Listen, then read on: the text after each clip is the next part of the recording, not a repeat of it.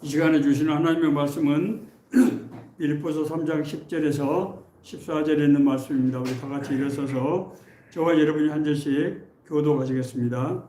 내가 그리스도와 그 부활의 권능과 그 고난에 참여함을 알고자 하여 그의 죽으심을 본받아 어떻게 해서든지 죽은 자 가운데서 부활을 유리하노니 내가 이미 얻었다함도 아니요 온전히 이루었다함도 아니니라. 오직 내가 그리스도 예수께 잡힌 바 된 그것을 잡으려고 달려가노라. 형제들아 나는 아직 내가 잡은 줄을 믿지 아니하고 오직 뒤에 있는 것을 잊어버리고 앞에 있는 것을 잡으려고 헛되를 향하여 그리스도 예수 안에서 하나님 위에서 부르신 부름의 상을 위하여 달려가노라. 아멘. 예, 자리에 앉아주십시오.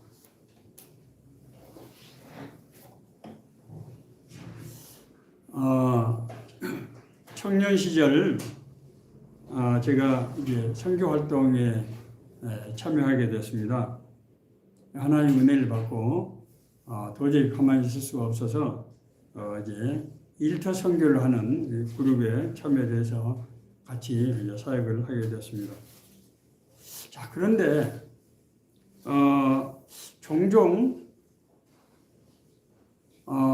이제 복음을 우리가 전하게 되는데 그때마다 가끔 그런 생각이 드는 거예요. 내가 왜 예수를 믿어야 된다고 그렇게 얘기를 해야 될까? 물론 뭐 그때는 제가 선교단체에서 전문적인 훈련을 아직 받기 전이었죠. 어떻게 왜 예수를 믿어야 된다고 그걸 어떻게 내가 설명할 수 있을까 하는 생각을 많이 했습니다. 또 내 스스로가 생각할 때 나는 내가 믿는 바의 것, 내가 믿는 것, 그리고 내가 이런 삶을 사는 것에 대해서 진짜 내가 확신이 있는 것인가? 그것이 내가 그냥 어떤 분위기에 휩쓸려서 그냥 아니면 일시적인 감정으로 하는 것이 아니고 내가 진짜로 내 마음으로 믿고 그런 구원에 대한 그런 믿음에 대한 확신으로 하고 있는 것인가 하는 이런 것이 좀 혼란스럽고 그래서 자문자답하는 때가 한두 번이 아니었던 것 같습니다. 왜냐하면은 왜 그런 생각을 하게 되는가 하면은 대부분의 사람들이 예수를 믿으면은 복을 받는다고 이제 생각하고 있는데 제가 생각하는 복, 제가 복음을 전하면서 생각하는 그 복과 사람들이 일반적으로 생각하는 복이 서로 상당히 다른 것이어서 제가 전하는 얘기를 사람들이 전혀 믿지를 않는 것 같은 그런 어려움이 한두 번이 아니었습니다. 그래서 제가 그런 데에 대한 확신이 좀 부족했던 것 같아요. 뭐 그때나 지금이나 마찬가지입니다. 많은 사람들이 교회 다니면은 복을 받는다고 생각합니다. 그리고 되게 그 복이라는 것이 자신의 삶의 문제를 해결하는 것, 그리고 세상에 그렇게 살다가 평안하게 살다가 세상을 떠나면은 하나님께서 예비하신 그곳에는 고통도 슬픔도 없는 천국에 들어가게 되는 것, 그렇게 믿는 것이 아닌가 생각이 됩니다. 그런데 제가 복음을 전하고 하면서 이제 성경 말씀을 이제 읽어볼 때 제가 발견하는 것은 하나님께서 약속하신 복은 우리가 일반적으로 생각하는 복과 상당히 다른 점이 많다고 하는 것을 제가 깨닫게 된 것입니다. 그리고 성경에는 이 하나님 나라의 그 복이 어떠한 것인가 하는 것을 이제 규정하고 있는 여러 가지 대목들이 있습니다. 대표적인 것이 이제 하나님 나라는 좁은 문이다, 좁은 길이다, 지극히 작은 자에게 한 것이 나에게 한 것이다, 무슨 이런 말씀들, 그런 말씀을 볼 때 앞서 말씀드린 대로 우리가 일반적으로 생각하는 복과는 상당한 이제 괴리가 있는 것이 아닌가 하는 그런 마음이 생각이 들었다는 것입니다.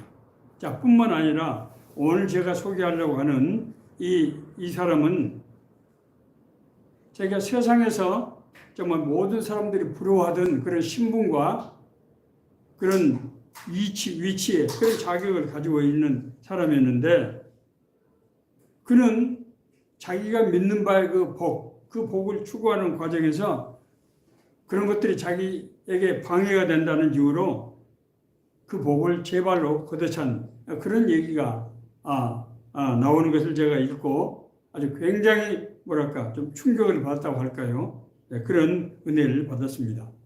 바로 오늘 제가 소개하려고 하는 바울 사도의 얘기입니다.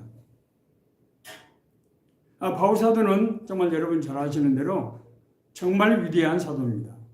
바울 사도가 위대하다고 하는 것은 이방인의 선교, 그러니까 유대인의 종교이던 그 기독교를 세계 열방에 이제 복을 전도해서 확산시킨 그런 대표적인 인물이라고 할 수 있죠. 네. 뿐만이 아니라 바울 사도가 쓴 교리서신 로마서라든가 갈라디아서 같은 책은 정말 하나님 나라의 그 비밀에 관한 기록으로서 제가 볼 때는 천국을 여는 열쇠라고까지 할 수 있는 그런 서신이 아닌가 생각이 듭니다. 자, 그렇다고 그러면은 이런 위대한 사도가 말씀하시는 복은 무엇인가? 그리고 우리는 어떻게 하면은 그런 복을 누릴 수 있는가 하는 문제를 같이 생각해 보고자 하는 것입니다. 자, 먼저 우리가 이를 위해서 바울 사도의 삶을 한번 우리가 조명해 볼 필요가 있습니다. 바울은 한마디로 말해서 유대교의 청년 지도자, 전도가 아주 양양한 그런 인물이었어요. 바울은 유대 율법과 헬라 철학의 정통한 인물이었어요. 지식만 그런 게 아닙니다. 이분은 율법을 철저히 지키기로 아주 그런 알려진 그런 유파인 바리새파에 속한 사람이었어요. 바리새파는 율법을 문자 그대로 아주 철저하게 지키기로 아주 지킨 그런 유파로 알려져 있습니다. 뿐만 아닙니다. 그는 신앙적 헌신에 있어서도 당시에 이단자라고 불리던 예수당을 척결하는데 앞장섰던 그런 인물이에요. 한마디로 말해서 당시 유대 사회에 있어서 종교적으로나 삶에 있어서 가장 모범적인 신앙인의 한 사람이었다, 이렇게 얘기할 수 있습니다. 그러던 그가 이제 자기의 사명이라고 생각했던 기독교도들을 이제 토벌하기 위해서 시리아의 수도인 다메섹으로 가는 도중에 부활하신 예수의 영을 만나는 그런 사건이 이제 자기에게 일어나게 되는 것이죠. 그는 하늘로부터 사울아 사울아 내가 왜 나를 핍박하느냐, 나는 내가 핍박하는 예수다 하는 이 음성을 듣고 쓰러져 버렸어요. 그리고 그가 일어났을 때는 사람이 완전히 바뀌어 있었습니다. 그는 이제 지금까지 이단이라고 주장하던 예수가 성경에 예언된 메시아, 여기서 성경, 구약 성경을 말하는 것이죠. 예언된 메시아라고 하는 것을 전하는 사도로 아주 180도로 바뀌어 버린 것입니다. 이후의 삶은, 바울의 삶은 예수 그리스도를 전하는 전도자의 삶 그 자체였는데, 그것은 한마디로 말하면 정말 고난의 삶, 바로 그것이었습니다. 그 고난은 무엇보다도 우선 동족 유대교인들로부터 배교자다, 또 배신자다 하는 그런 이제 그런 사람으로 지목이 되어서 바울이 가는 곳마다 그들은 바울의 복음을 방해할 뿐만 아니라 바울에 대한 살해 기도를 끊이지 않았던 것입니다. 이방인에게 복음을 전하는 과정에서도 마찬가지였습니다. 당시에 소아시아라든지 지중해라든지 동유럽이라든지 이 지역은 전부 로마의 문명권에 있었던 그런 나라들, 그런 지역들이죠. 다신교, 우상 숭배가 아주 창궐했던 그런 지역입니다. 그곳에 가서 바울은 당신들이 믿으시는 거짓신이고 예수 그리스도가 참신이다 라고 하는 얘기를 퍼뜨려서 사회가 일대 혼란이 발생한 겁니다. 그래서 사회를 혼란케 하는 자로 지목을 받고 여러 차례 감옥에 갇히고 매를 맞고 하는 그런 고난을 당했던 것입니다. 그러나 바울은 그 고난 가운데서도 자신이 받은 이제 이방 선교의 사명을 결코 멈추지 않았습니다.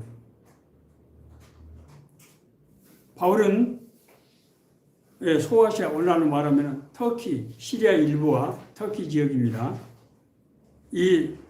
그리고 지중해 섬들, 그리고 마게도니아, 오늘날 동부 유럽입니다.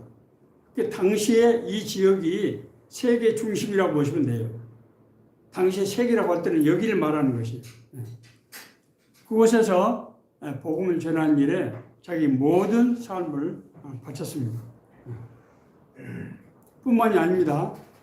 바울 사도는 자기가 이전에 누리던 앞서 제가 소개했던 그 바울의 신분적인 그런 조건, 신앙적인 그런 위상, 그런 것이 자기 복음사에게 방해가 된다고 하는 것을 깨닫고 이 세상에 누리던 자기 신분과 이 모든 유익한 것들을 배설물처럼 여기서 버렸다. 그렇게 고백하고 있습니다. 진짜 버린 거예요.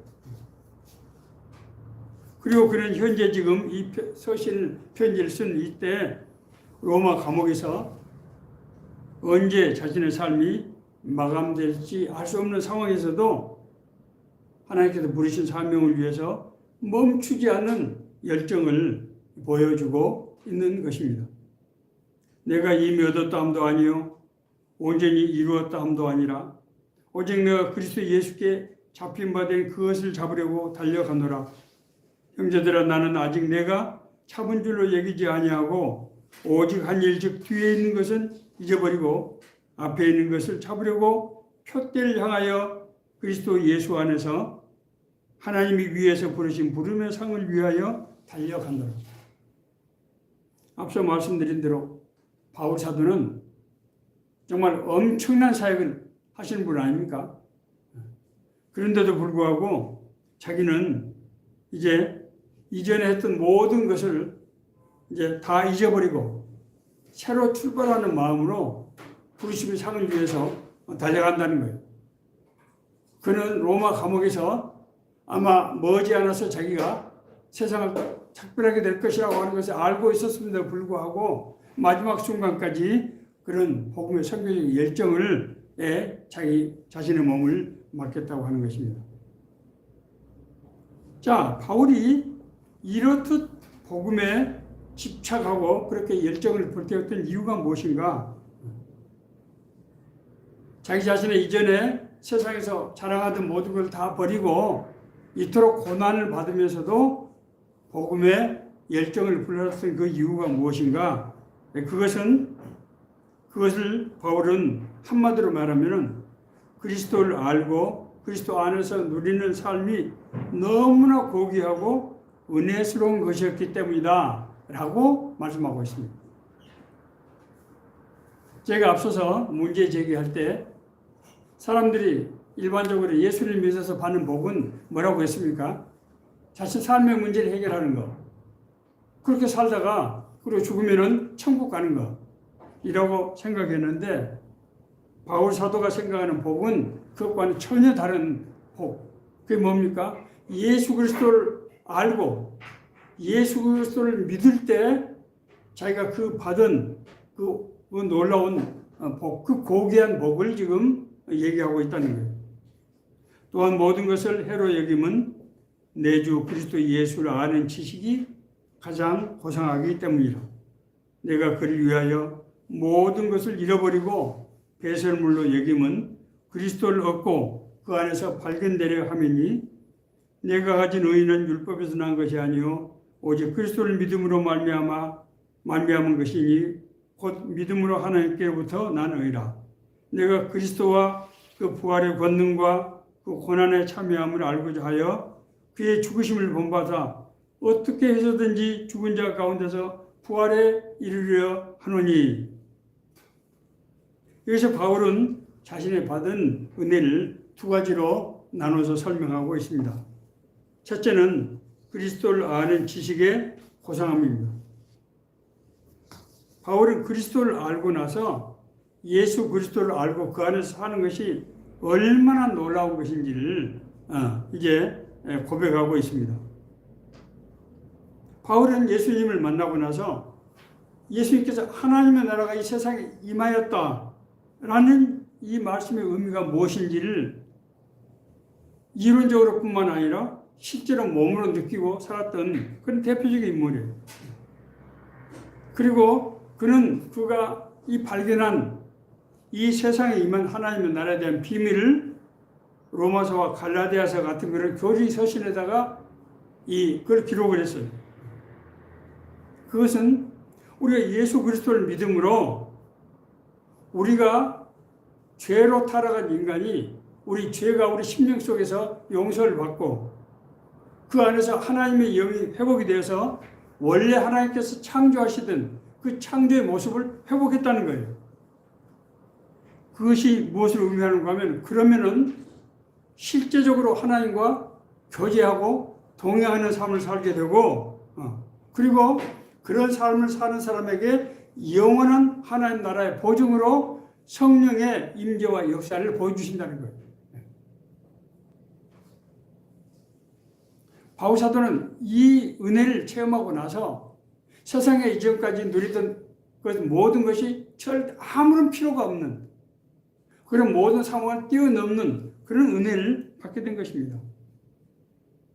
그 증거로서 바울은 실제로 우리가 바울이 쓴 서신들과 서신 안에서 자기가 고백하는 얘기들과 누가가 쓴 사도행전을 보면은 바울의 행적을 일일이 기록하고 있는데 그 행적 전체가 뭡니까?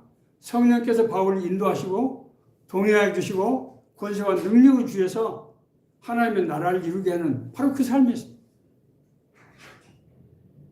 놀라운 것 아닙니까? 세상에서 우리가 연락을 누리고 잘 먹고 잘 사는 그런 차원의 문제가 아니에요. 하나님과 동행하고 하나님의 삶을 같이 누리게 된 거예요.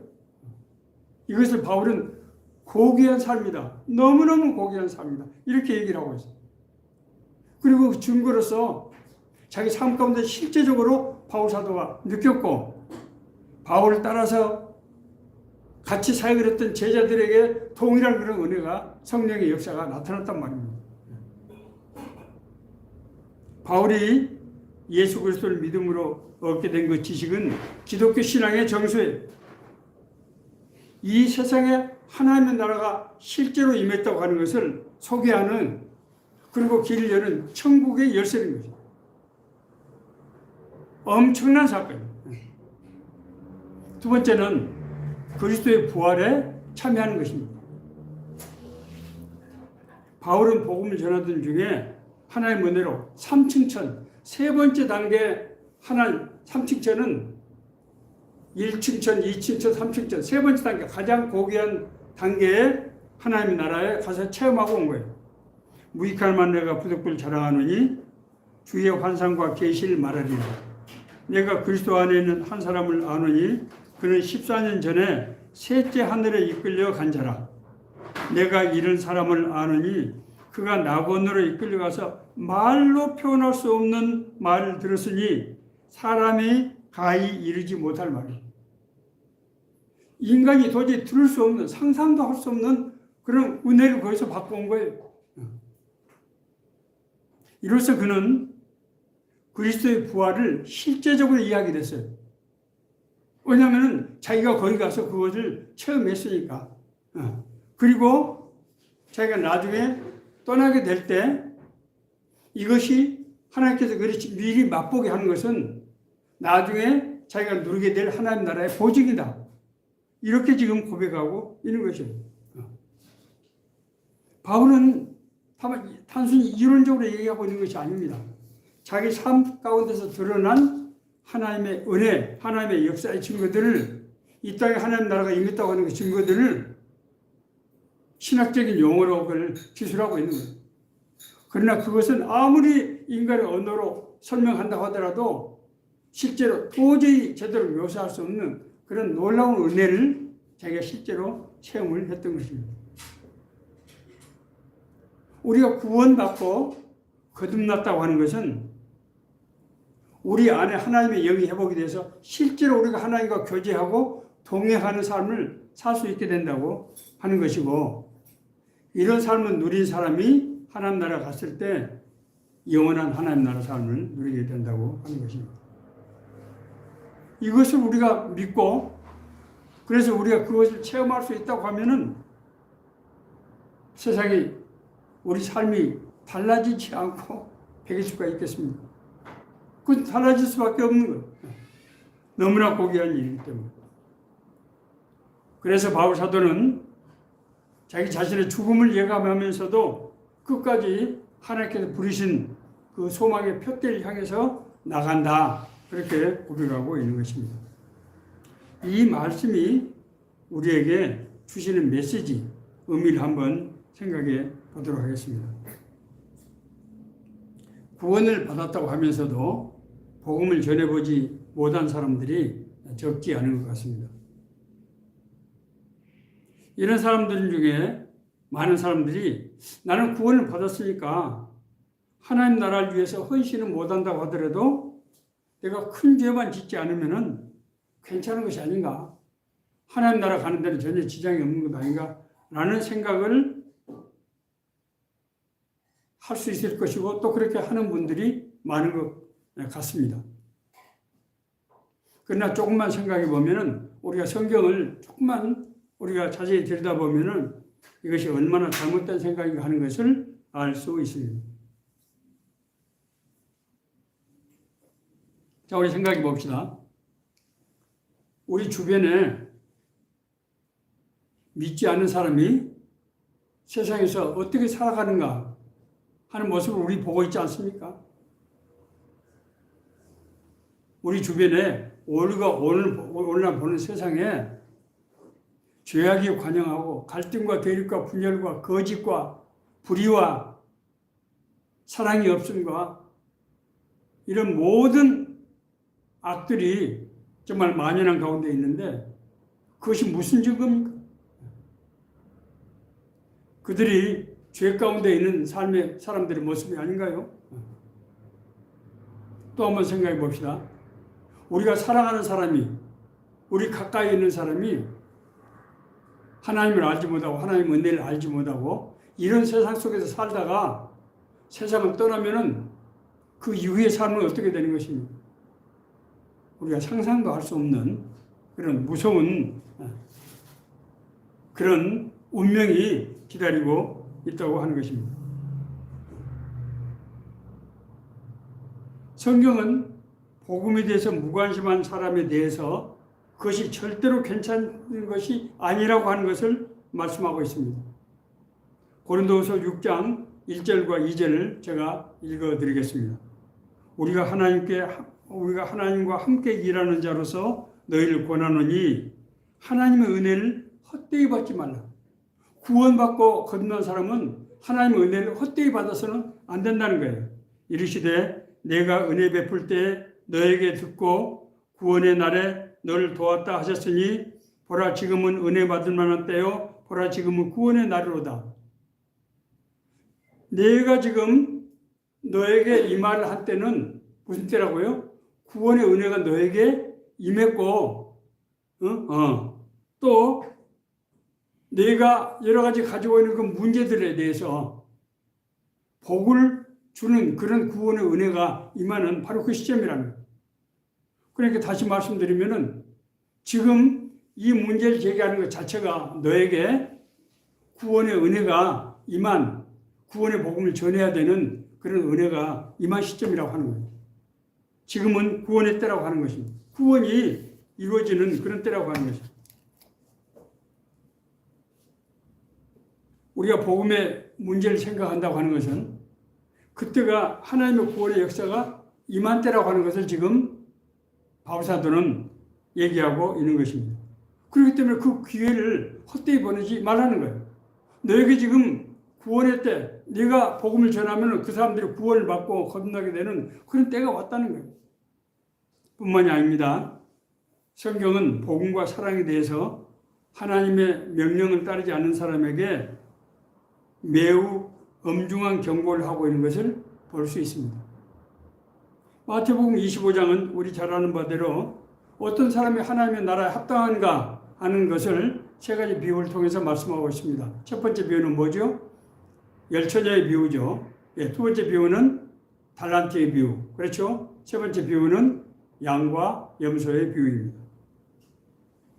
자, 달란트의 비유는 어떤 주인이 먼 길 여행하면서 세 사람의 종에게 한 사람에게는 5달란트를, 두 번째 사람에게 2달란트를, 마지막 사람에게 1달란트를 맡기고 가죠. 그런데 5달란트와 2달란트를 다시 가져온 종들에게 그 주인이 말합니다. 그 주인이 이르되 잘하였도다 착하고 충성된 종아, 내가 적은 일에 충성하였음에 내가 많은 것을 너에게 맡기리니 내 주인의 즐거움에 참여할지어다. 그래서 주인의 즐거움은 천국잔치를 말하는 거예요. 자, 이 주인은 지금 두 가지 이 복을 지금 주고 있습니다. 상을 주고 있어요. 첫째는 네가 벌어온 만큼 내가 그걸 너한테 더 맡기겠다는 거예요. 그러니까 5달란트 받은 사람은 이제 몇 달란트가 됐습니까? 10달란트가 된 거예요. 2달란트 받으면 4달란트. 자, 그런데 1달란트 받았던 종은 그 1달란트를 땅에 묻었다가 그대로 주인에게 가져왔어요. 이것은 뭘 상징합니까? 나는 구원 받았지만은 내가 복음 전하지 않고 나만 그냥 그 구원의 은혜를 누린 그런 사람이에요. 이 사람에게는 아주 무서운 말씀을 하고 있는 것을 볼 수 있습니다. 그 주인이 대답하여 이르되 악하고 게으른 종아, 나는 심지 않은 데서 거두고 해치지 않은 데서 모으는 줄로 내가 알았느냐? 이 무익한 종을 바깥 어두운 데로 내쫓으라. 거기서 슬피 울며 이를 갈미 있으리라. 정말 무서운 말씀 아닌가요? 여기서 달란트라고 하는 것은 여러 가지 의미가 있습니다만은 대표적인 것이 복음의 사명이에요. 예수님께서 나를 구원하시기 위해서 십자가를 지셨다. 이것이 뭘 의미하느냐? 그것은 먼저 구원받은 내가 주변에 사랑하는 사람들, 주변에 있는 사람들에게 복음을 전해야 되는 사명이 있다고 하는 것을 의미합니다. 그래서 바울 사도는 자기 자신을 복음의 빚진 자다 그렇게 표현하고 있습니다. 하나님께서 자기를 옛날에 예수님을 믿는 사람들을 박해하던 그 사람을 하나님께서 구원해 주시고 하나님 나라의 일꾼을 썼다는 거예요. 그렇기 때문에 이런 사명은 받은 사람, 이런 구원을 받은 사람에게는 복음을 전하기 위한 결단과 선택이 필요하다고 하는 것입니다. 빌립보서 1장 29절에서 30절은 이렇게 말씀하고 있습니다. 그리스도를 위하여 너희에게 은혜를 주신 것은 다만 그를 믿을 뿐 아니라 그를 위하여 고난도 받게 하려 하심이라. 너희에게도 같은 싸움이 있으니 너희가 내 안에서 본 바요 이제도 내 안에서 듣는 바니라. 자, 또 양과의 염소의 비유도 있습니다. 예수님께서 우리 주변에 가난하고 병들고 갇힌 자에게 작은 사랑을 베푼 그 사람에게 뭐라고 말씀하시는가 하면은 여기 내 형제 중에 지극히 작은 자 하나에게 한 것이 곧 내게 한 것이라 하시고 내 아버지께 복받을 자들이여 나와 창세로부터 너희를 위하여 예비된 나라를 상속받으라. 우리 주변에 가난하고 소외당하고 병들고 고통당한 사람들에게 작은 사랑을 베풀었더니 예수님께서는 그것을 자기에게 한 것이라고 그렇게 치고 너희들에게 창세부터 너희를 위하여 예비된 나라. 이 말이 뭔가 하면은 창세기 1장 27절 28절을 지금 인용하고 있는 것입니다. 체육하고 번성하라. 땅에 충만하라. 땅을 다스리라. 이 말씀이에요. 하나님께서 이 세상을 다스리는 권세를 지극히 작은 자에게, 사랑을 베푼 사람에게 그걸 맡긴다는 거예요.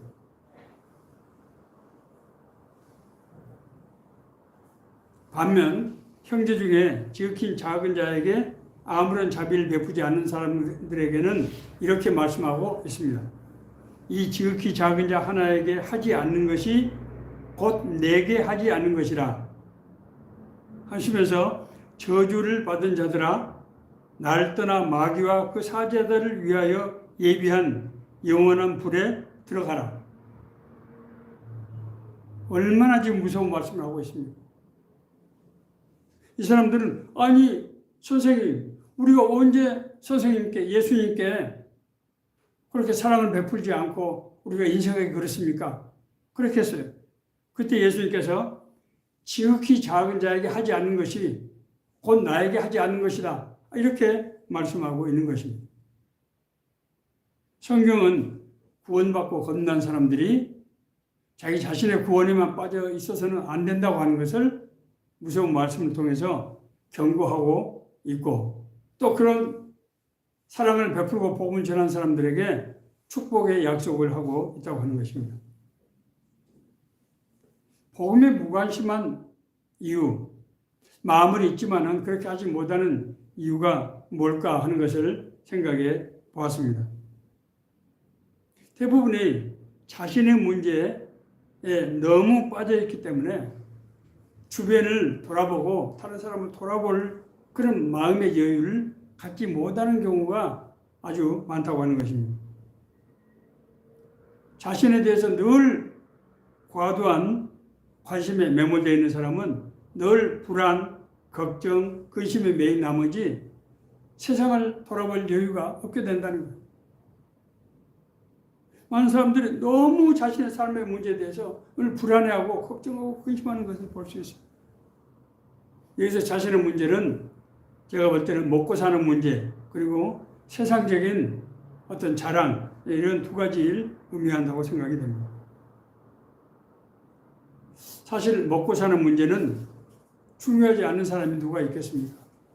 오늘날 특히 이제 농경사회, 자유를 떠난 그런 모든 인간에게 공통적인 현상은 먹고 사는 문제가 정말 절실한 문제가 됐다고 하는 것입니다.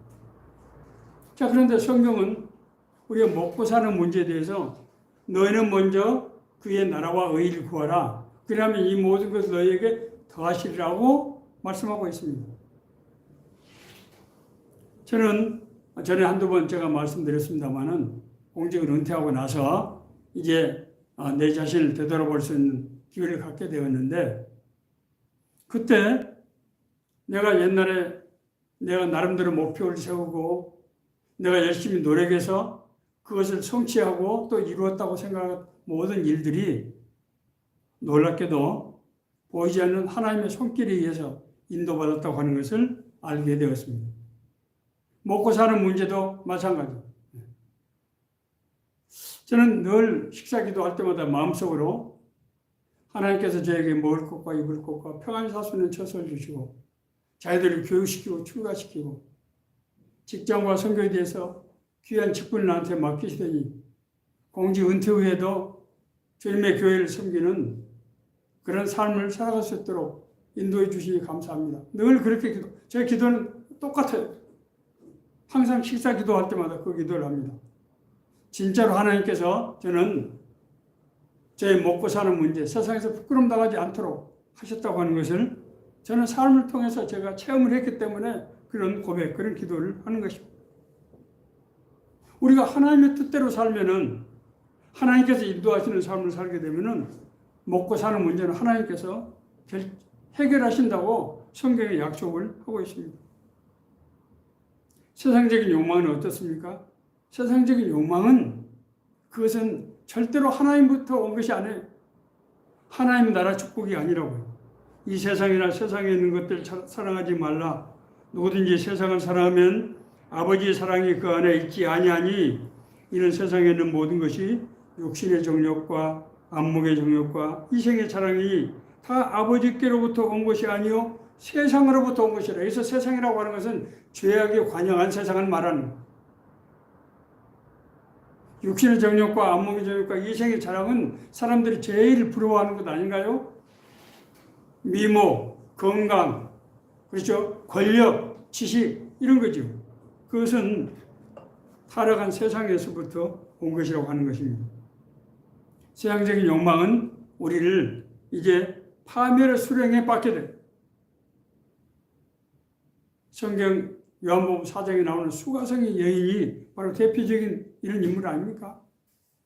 그 여인은 미모의 여인이었고 정말 머리가 좋은 사람이었고 꿈과 정말 열정이 있는 그런 사람이었어요. 남자들과 결혼을 해보니까 마음에 차지 않는 거예요. 한 사람 바꾸고 또 바꾸고 또 바꾸고 또 바꾸고 5번이나 결혼을 했어요. 그리고 6번째는 도저히 이제 혼인식을 할 수 없어서 그냥 동거하고 살고 있는 그런 사람이에요. 그건 뭘 상징합니까? 우리 세상적인 욕망은 마치 바닷물 같은 것이어서 마시면 마실수록 더 갈구함이 커지고 결국은 자기 자신을 파멸하게 된다고 하는 것입니다. 자, 그러면 마지막으로 우리에게 맡겨진 사명은 무엇인가? 바울사도는 하나님께 성도들, 에베소 교회 성도들 위해서 기도하면서 하나님 아버지, 저 에베소 교회 성도들의 마음의 문 영원히 열리게 해 주셔서 하나님께서 저들 각자를 부르신 그 부르심의 소망이 무엇인지를 알게 되게 하여 주시기를 간절히 바랍니다. 라고 그렇게 기도하고 있어요. 그러나 성경은 전편에 걸쳐서 우리에게 맡겨진 사명은 우리의 삶이 바로 우리에게 맡겨진 사명이라고 하는 것을 얘기하고 있습니다. 로마서 12장 1절 2절 그러므로 형제들아 내가 하나님의 모든 자비하심으로 너희를 권하노니 너희 몸을 하나님이 기뻐하시는 거룩한 산제물로 드리라. 이는 너희의 드릴 영적 예배니라. 하나님이 받으시는 영적인 예배는 신령한 예배는 우리의 삶이 예배 제물이 되어야 된다는 거예요. 돈이 아니에요. 그럼 어떤 것이 삶으로 드리는 제물이냐? 너희는 이 세대를 본받지 말고 마음을 새롭게 함으로 변화를 받아서 하나님의 선하시고 기뻐하시고 온전하신 뜻이 무엇인지 분별하도록 하라.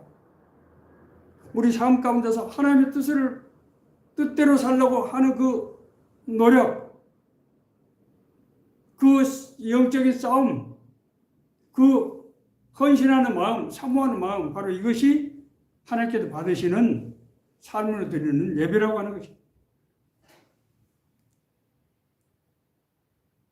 자, 이것이 우리가 삶이 바로 우리 사명이라는 말이 무슨 말이냐?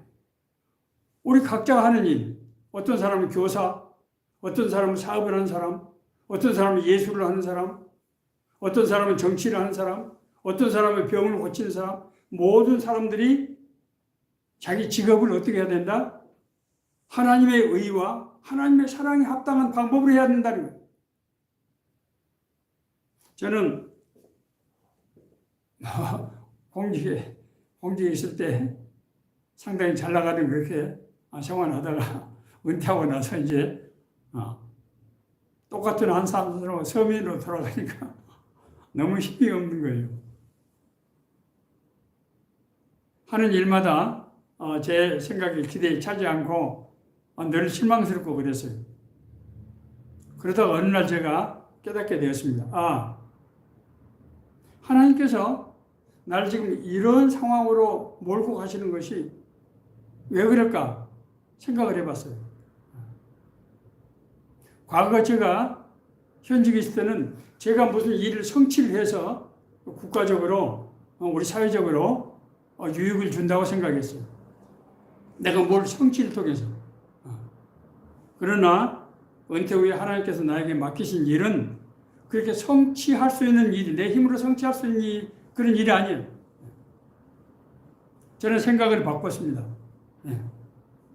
내가 무엇을 성취했느냐 성공했느냐가 아니라 내가 무슨 도움이 될 수 있는가를 생각하고 그렇게 그냥 마음을 그렇게 그냥 먹었습니다. 그러니까 아주 마음이 편해져요. 내가 나를 만나는 사람에게 내가 무슨 도움이 좀 될 수 있을까? 누구라도 그 사람 누구라도 어떤 일이라도 내가 조금이라도 도움이 될 수 있을까? 그렇게 생각하기로 했어요. 나는 하나님이 나를 먹여주시고 입혀주시고 나를 인도하시기 때문에 그것이 저에게 주는 보수예요.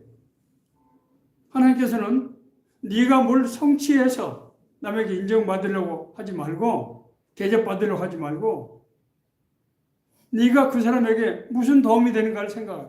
그러면 나머지는 내가 책임지고 그걸 깨닫게 됐어요. 말씀을 마치겠습니다. 우리가 구원받고 거듭났다고 하는 것은 그래서 엄청난 은혜고 엄청난 특권이에요. 왜냐하면 천지 만물의 창조주이시고 인간의 생사하고 주관하시는 하나님이 나를 아시고 나에게 말씀하여 주시고 나를 인도하여 주시고 나와 함께 하시는 거예요. 세상을 살아갈 때 우리가 잘못된 생각에 빠져 있기 때문에 그렇지 우리가 제대로 성경 말씀을 이해하고 그걸 우리가 믿음으로 받아들이면은 절대로 그런 일이 없다는 거예요.